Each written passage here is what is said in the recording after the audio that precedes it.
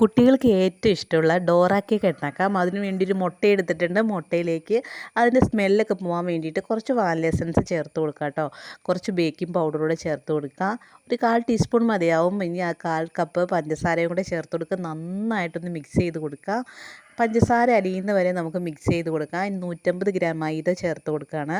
മൈദ നമുക്ക് ഇത് ബാറ്ററായിട്ട് എടുക്കണം. അപ്പം കുറച്ച് പാൽ ചേർത്ത് കുറേശ്ശെ ചേർത്ത് നമുക്ക് ഇതുപോലെ മിക്സാക്കി എടുക്കാം. ഒരു അരമണിക്കൂർ നമുക്ക് ഇത് റെസ്റ്റ് ചെയ്യാൻ വേണ്ടി വെക്കാം. റെസ്റ്റ് ചെയ്തതിന് ശേഷം നമുക്ക് പാൻ ചൂടാക്കി നമുക്ക് ഓരോ തവി ഒഴിച്ച് ഇതുപോലെ ചുട്ടെടുക്കാം. തിരിച്ചും മറിച്ചു വിട്ട് നമുക്ക് വേവിച്ചെടുക്കാം. അപ്പോൾ നമ്മുടെ പാൻ കേക്കിൻ്റെ ബേസ് ഇവിടെ റെഡി ആയിട്ടുണ്ട്. നമുക്കിനി അതിൻ്റെ ഫില്ലിങ്ങിന് വേണ്ടിയിട്ട് നമുക്ക് കുറച്ച് പീനട്ടിൻ്റെ ബട്ടർ ഫില്ല് ചെയ്ത് കൊടുക്കുകയാണ്. അതിൻ്റെ മുകളിലേക്ക് നമ്മൾ വേറൊരു പാൻ കേക്കും കൂടി എടുത്ത് വെച്ചിട്ട് ഇതുപോലെ പ്രസ് ചെയ്ത് കൊടുക്കുകയാണ്. അപ്പോൾ നമ്മുടെ ഡോറ പാൻ കേക്ക് ഇവിടെ റെഡി ആയിട്ടുണ്ട്. കുട്ടികൾക്കൊക്കെ വളരെ ഇഷ്ടമാണ്, ഹെൽത്തിയുമാണ്. Thank you.